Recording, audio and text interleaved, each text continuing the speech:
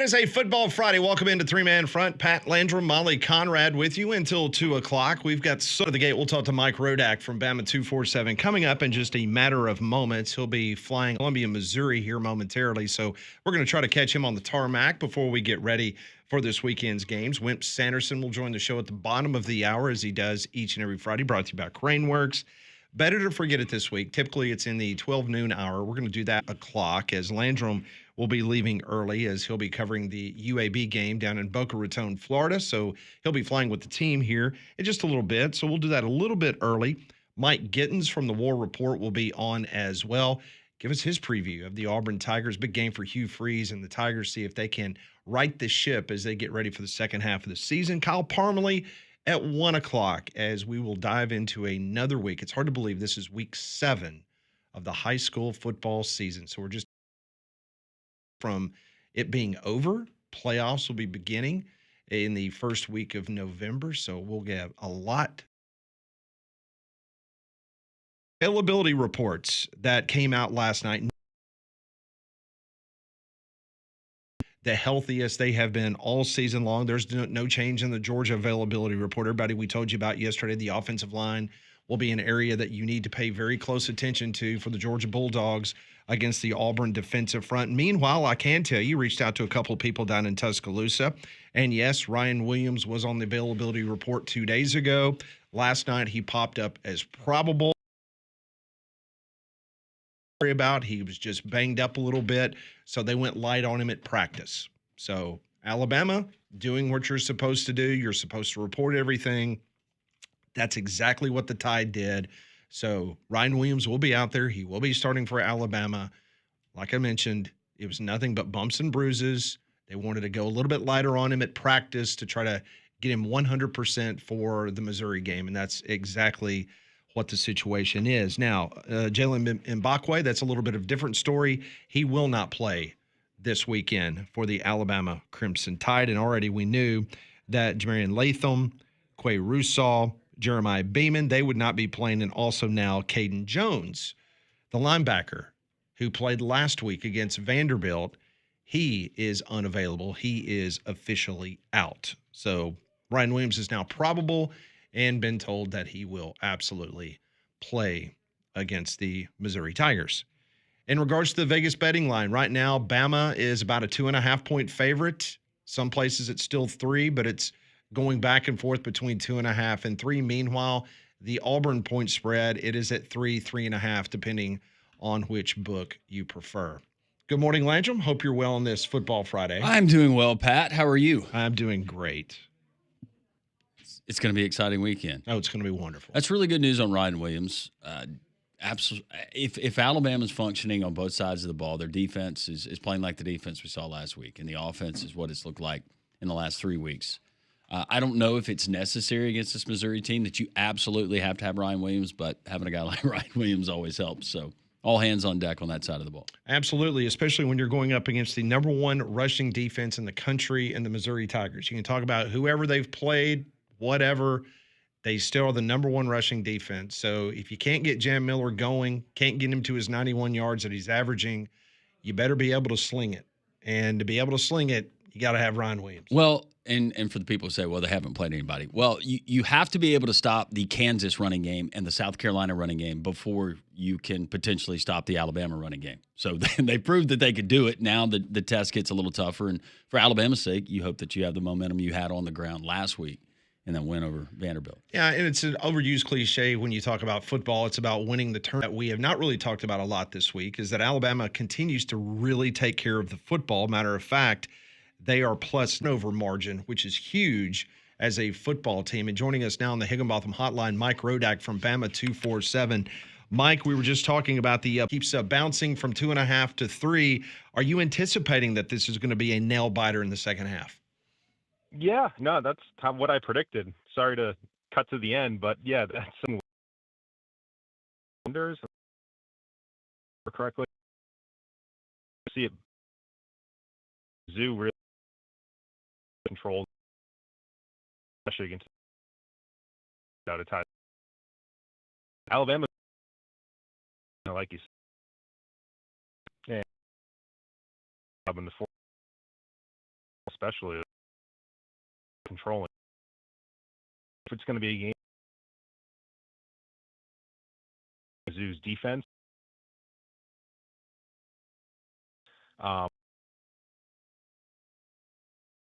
Andy, that you just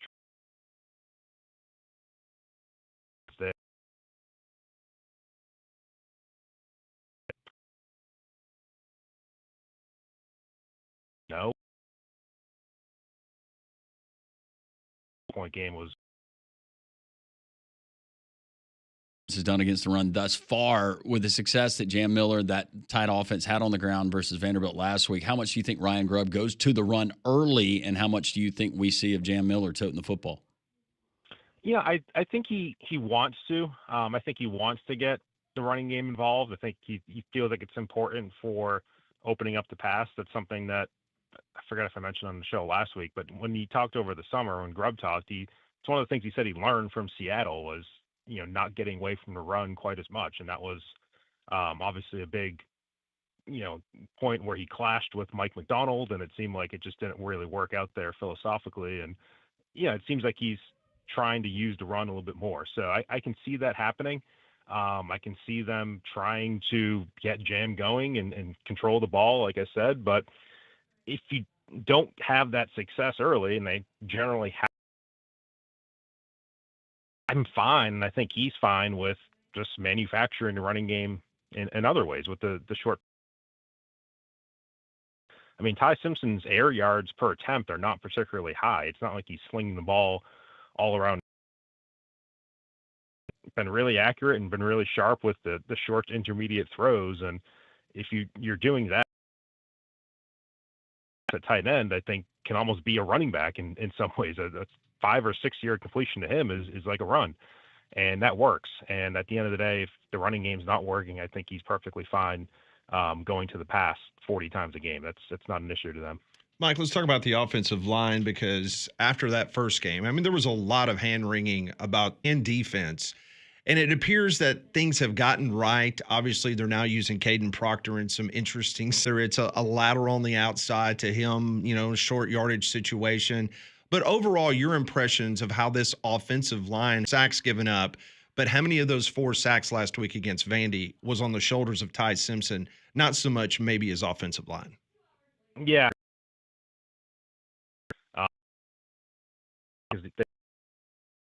He was holding much out. Got himself, staying it. At the beginning, it showed, but the O line, I think, a huge level. Puts in the right tackle. Be better.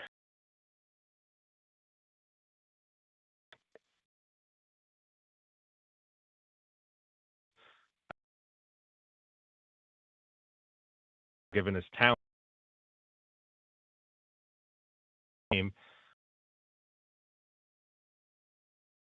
he's a big.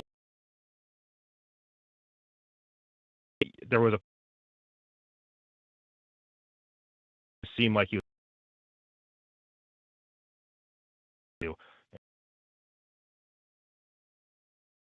works out you pull a bootleg or whatever, and the quarterback can pick up 10, 15 yards just like that on you. I think there's some potential for that. So you have to be careful with going all in on Hardy, but they need to get him down. That's the main goal for this defense, is not missing tackles as they did earlier in the year. Their missed tackle numbers are pretty high.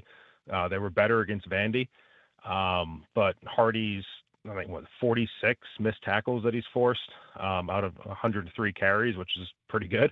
And that's going to be the main issue. So, there's some element of the intermediate passing game. If you watch, especially the South Carolina game is obviously the highest level of competition that Mizzou has played so far. Like they're able to throw the ball down the seams. They're able to definitely have a passing game, but your main threat is going to be the running back. And you got to keep an eye out though for Buelow as a runner as well.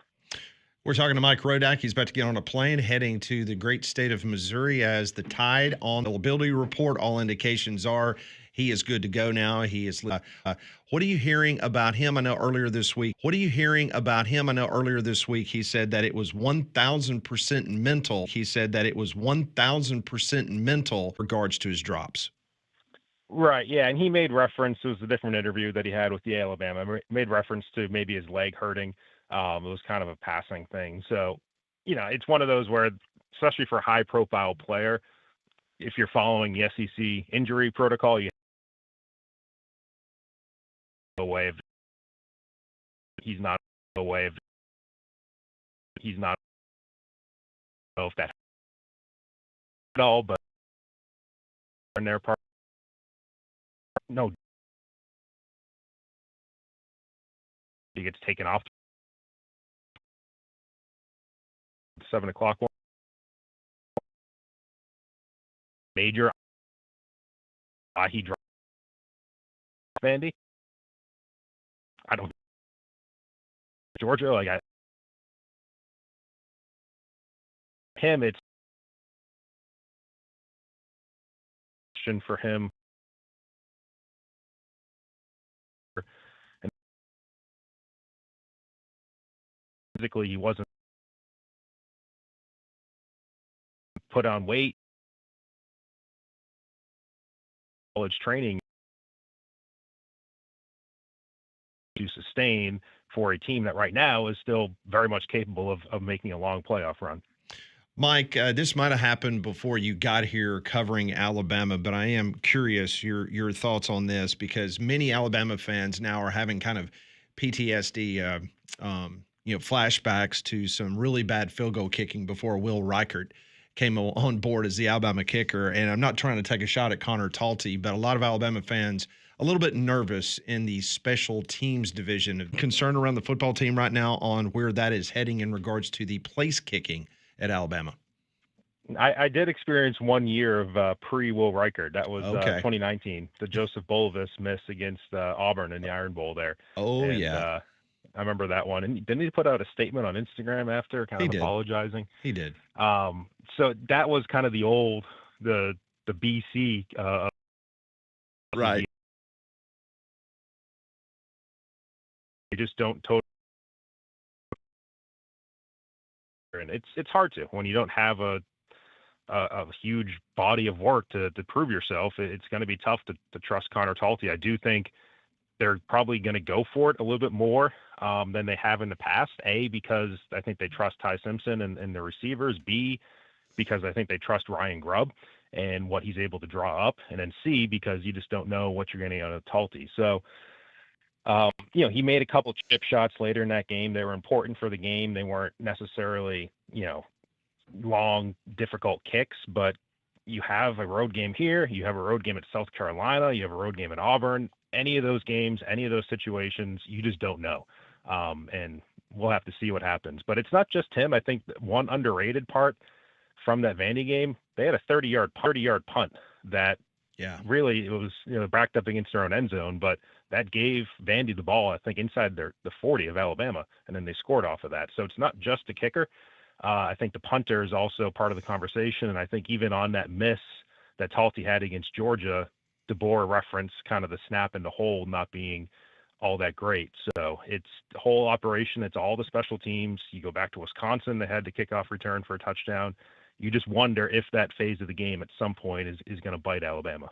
Before we let you go, got to ask you about Bill Belichick. His name was in the news all for the wrong reasons this week. Do you think he makes it through the season? I know you covered him at the Patriots. I know you don't know him personally, Saban, but how do you think this ends this year? Do you think he gets another season in Chapel Hill? I think he makes it the year. Now, does that include a bowl game or not? I mean, we'll have to see. I think they obviously needs to do some winning before that, but he's been through kind of in-season controversies before. 2007, Spy team is around him. This case, I get particular,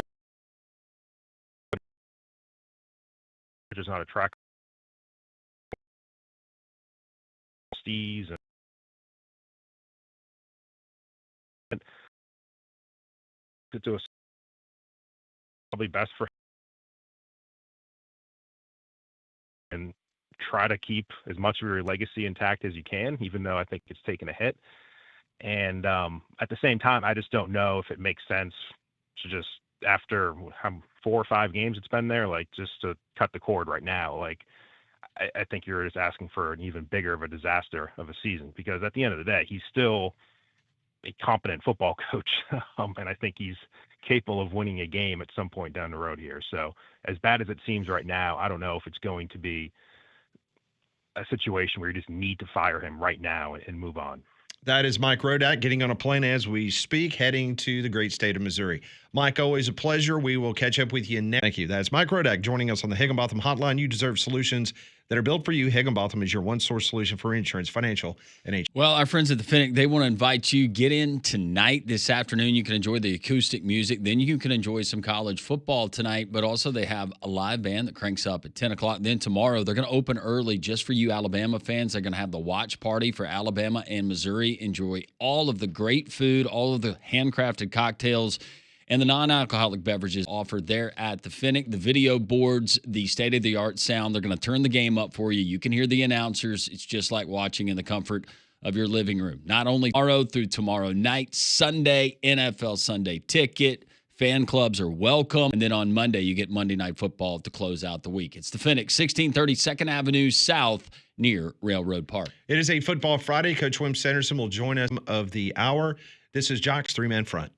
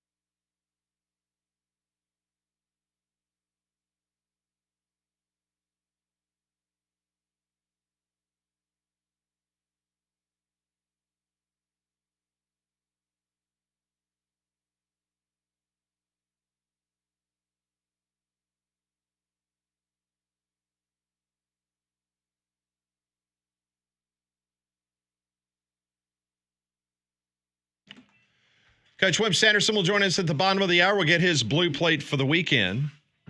Coach is 500 now, Conrad. Is that the official count now, I believe? 3-3. Or is he 4-4? Because remember, he gave us 2 one week, and then Then he's 4-4. This You're is correct. generally where he turns it on during the season. Yep. Well, it's that season when you may be running the AC during the day, but the heat at night, and that stress on your home comfort system is why you need a Train. They've been named America's most trusted brand for 11 consecutive years, so you know you can count on the reliability of a Train to keep your home and your family comfortable for years to come.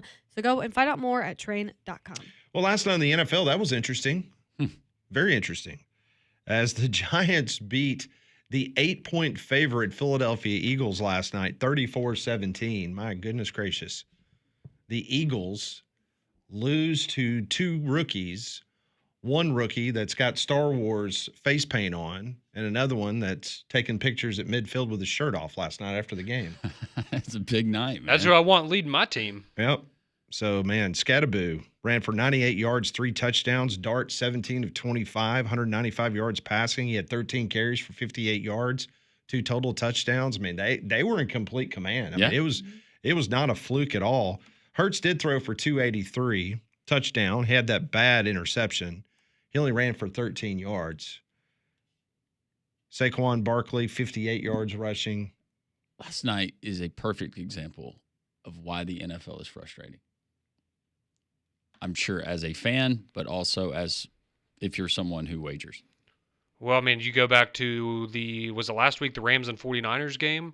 On a That's Thursday. another perfect example where you're like, man, this seems too good to be true. Well, it's because it is too good to be true. We could have broken that game down a million different ways prior to last night, and the only way that you tell me that the Giants beat the Eagles by 17 is if everybody's out for the Eagles. Yeah, Jalen Hurts gets hurt in the first quarter. Yeah. Yeah. Nobody's available. Yeah, you just knew it was going to be a bad night because he had Devontae Smith just wide open on a corner route, and he just sailed it looked like Tua Tagovailoa pass. It was like 20 yards past him. Fair. I mean, it was bad. But doesn't this feed the conspiracy theories? Oh, the scripts? Yeah. Tell you what, it was a bad night if you're a Philadelphia sports fan. My goodness gracious. Oh, my gosh. I mean, they watch that debacle in Chavez Ravine, and they go, okay, well, at least we got the Eagles. Let's flip over here. Let's see what's going on Amazon. Oh, my God, are you kidding me? Yeah. I thought about that, too. Just throw to first base. Phillies, Get an out. you get to have that just sitting in your stomach all offseason. And you love that, don't you? A little bit. I was about to say, I feel As bad. much as I love it, I can't stand the team that beat them even more than I can't stand the team that lost. See, I was about to say, and I feel bad for him because it reminded me a lot of, if you remember the World Series last year when the Dodgers won the World Series, it's because the Yankees had like 5 errors in 1 inning. And that's just what you sit with all offseason is a routine play that gets made 99 out of 100 times. But the one time that you don't make it is when your season is on the line, essentially. I mean, that pitcher, the poor pitcher for Philadelphia, never in a million years are you not throwing it to first base. But in Real that Muto was telling him to throw it to first. in that one instance, though, just brain fart. You sail it home. He wouldn't have gotten the guy home anyways. What in football would that be the equivalent to? Like a routine play? Would that be Just dropping the football at the 1 yard line like we've seen what multiple Missouri did times against now. Auburn? From Ryan Williams. Yes. Or just a wide open guy that loses everybody and it's a short little pass in the end zone and he drops it? Yeah. Mm-hmm. So the Dodgers win 2-1. They win the series, so they will now await the winner of the Cubs and Brewers. The Cubs win last night. They shut out the Brew Crew 6-0. Series tied 2-2, heading back to Milwaukee. So tonight in the American League, as the Blue Jays will await the winner of the Tigers and Mariners. This is a 7:08 first pitch. The winner will get Toronto in the American League Championship Series. You nervous, Molly? She looks nervous. I'm a little nervous. Mm. But you know what? You got Scooble. We got Scooble out today. And technically, like I was saying when I was making fun of Conrad on Wednesday or Thursday, we are still alive. Technically. Today, right now, as of this moment. What would you say the Mariners more desperate for a win as a franchise and a fan base than the Tigers? Because you guys absolutely. have had, I would say so. You've had recent success. The Mariners, those poor guys. Mariners have never made it to the World Series, have they? No, No. they have not. But they did break the record for most wins in a regular season. They sure Pat, did. this could be a year for first. Maybe this is the year that the Mariners get to the World Series. Mhm. They win it all.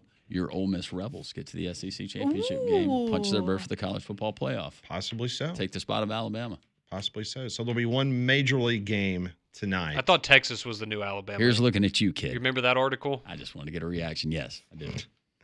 Some sad news last night as Loyola of Chicago, they announced that Sister Jean Dolores Schmidt, Sister Jean, she passed away last night at the age of 106. God bless her. She became in the national spotlight back in 2018 during the Ramblers March Madness run, if you remember that, to the Final Four. She was a Catholic nun, a campus minister, official chaplain of the Ramblers basketball team. So she passed away yesterday at the age of 106. Do you think she runs the March Madness brackets in heaven? Probably so. So that was sad news. That was sad Yeah. news. But 106 years of giving your life and your heart Yep. to God and loving Jesus, that's wow. We'll always remember Sister Jean. And here's the thing, she made her mark. When was it? What was the tournament? 2018. 2018. Wow. And honestly, every year I would check to make sure that Sister Jean was still on this earth. Do you remember the picture that went viral back, I believe it was like in February or March, as we're getting ready for the conference basketball tournament, where the Pop-Tart Bowl mascot was at a Loyola Chicago Oh, yeah, game with Sister Jean. Yeah. and took a picture with Sister Jean. That was Who Sister incredible. Jean You don't was. get that anywhere other than college sports. No, No. you don't. Yeah. Coming up next, Wimp Sanderson will join the show, give us his blue plate. This is Three-Man Front on Jocks.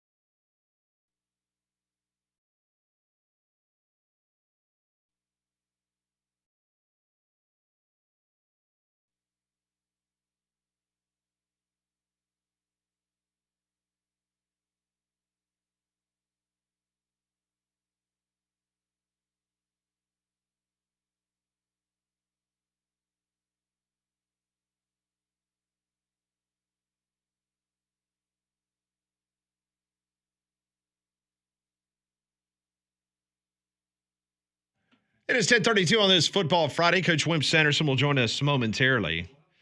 A reminder, we'll do Bet It or Forget It coming up at 11 o'clock. That's usually in our 12 noon hour. Landry will be getting. Hanger C, I believe. Okay, yeah, that's a good one. Yeah. I think they've got to drop off Herbst before they come and pick me up. Okay, that should be fun. Yeah. Each and every week, brought to you by Craneworks, we get an opportunity to talk to the Hall of Fame basketball coach from the University of Alabama. Lift it, load it, grade it, grind it, move it, haul it, rig it, dig it, Craneworks, Rentalworks, yeah, the big dog's got it. Wimp Sanderson on Three Man Front is brought to you by Craneworks. Lift it, buy it, rent it. The big dog's got it. And now, Wimp Sanderson.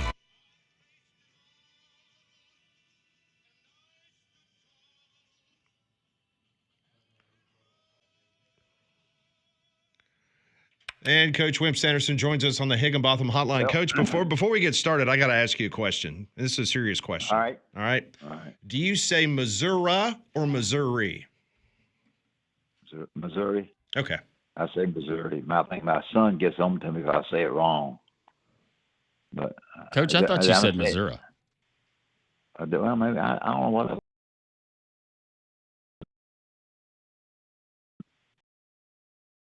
You know, when you say Missouri,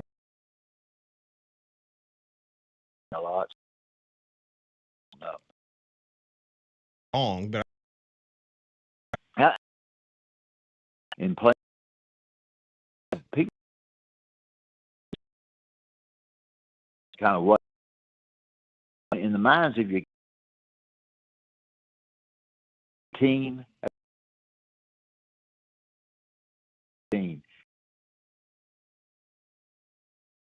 I had on this personally this game. hey, more important. I don't remember what it was, but it was fried if I got it. So that but it's expensive too. But let me tell you something. That's Oklahoma. That's Texas home field. I ain't, you can say Dallas all you want to. Neutral. I think that Booger Bear ain't neutral. All right, Alabama. I'm 4-4. I know. Alabama and Missouri. I'm telling you right now. You just said Missouri. You just said Missouri. You did not say Missouri. Wrong? You said no. It's not Missouri. wrong, but you Missouri. just said Missouri. I know you better than you know yourself, Coach. I did. I'm sorry, but I did say Missouri. You're right. Now, Okay. now you just said Now- Missouri. Say Missouri. Well, just y'all, yeah.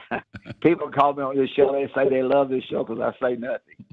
Oh, you say plenty. Oh, you say plenty. So anyway, the pass rush on the Missouri team. See, Missouri. You just said Missouri. Will be like the pass rush Oklahoma had on Auburn. Oh, If you study Alabama, what do you do to get the ball out of the hands of the quarterback? You rush the quarterback. You get to the quarterback. You pressure the quarterback. You do everything you possibly can. Alabama will start off offensively and throwing a little quick pass. The quickie, things that are quick to stop the run like that. They're not going to be fading back and throwing the football because they're going to swarm them. And I think that's going to be. Nobody ever talks about the importance of the offensive line for Alabama this game. I think they got to block them. If they don't block them, it's going to be a tough game for Alabama. I think. So, Coach, with the schedule set up the way that it is, and all of the ranked opponents that Kalen DeBoer and the Tide have to play back to back to back, and that's for most of the SEC. With Tennessee looming, I just want to get your thoughts from a coach's perspective. Would you almost, because you have a sample size of more games, but in football, there's really no room for having that off week or that look ahead game. Well, I don't mind having it that way every week. The biggest problem he's got, Random, is injuries. Yeah. That's the key that you got right there. You got Oklahoma going in there, and we don't know whether the quarterback's going to play or not. So we're sitting there not knowing that it's a 1 point game as far as the bookie is concerned. So I don't really know. When you turn to Auburn,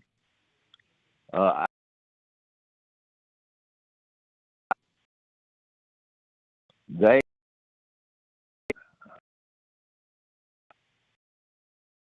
didn't talk about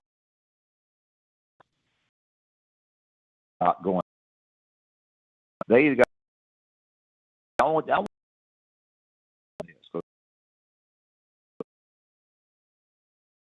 It's just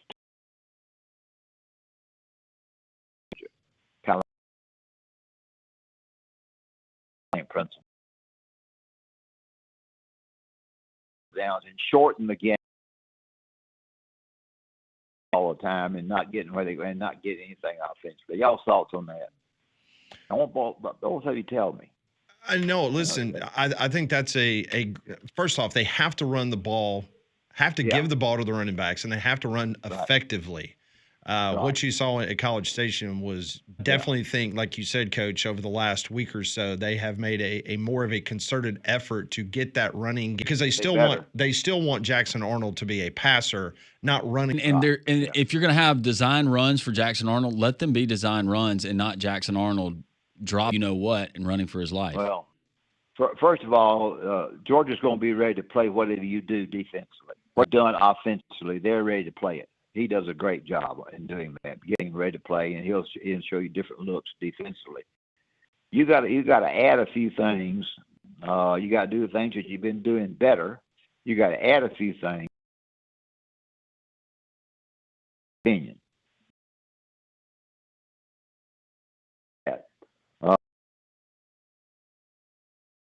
Arkansas.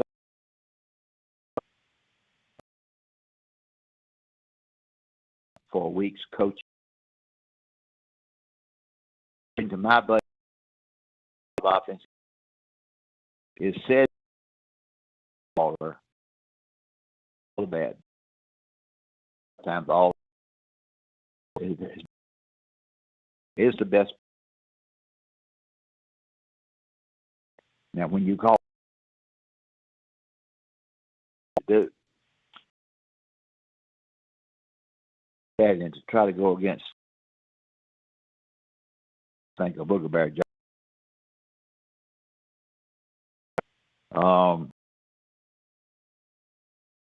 Points is not much. I don't schedule last year and got a terrible. Texas' schedule a joke compared to about Georgia. And I think that's going to be big.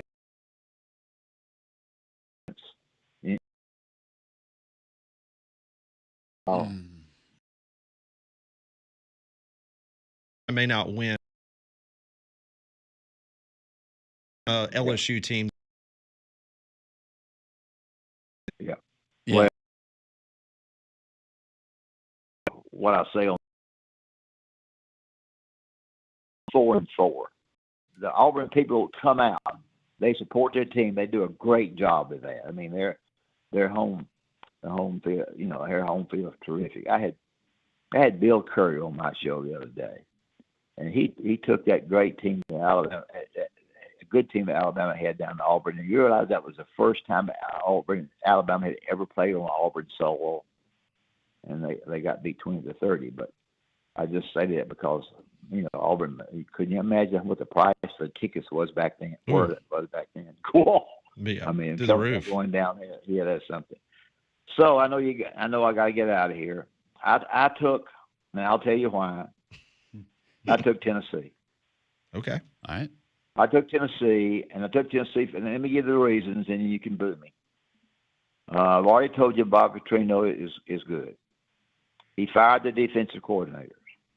The defensive coordinators have got to come in there, and they've got to defend a well-oiled machine in Tennessee who you talk about passing all the time, but can also run it. And the quarterback's pretty good. The reason I took Tennessee and didn't take Georgia against Auburn is the home field advantage. That's the basketball crap coming out of your nose. Because coaches, basketball, you win more home games than you do in basketball. So I'll admit that. I think Tennessee playing at home with the passing game the way they have it, also run the thing, and not bad defensively. And yesterday, y'all, now, I mean, I'm not a gambler, but people gambling all the time. Yesterday it was 11.5.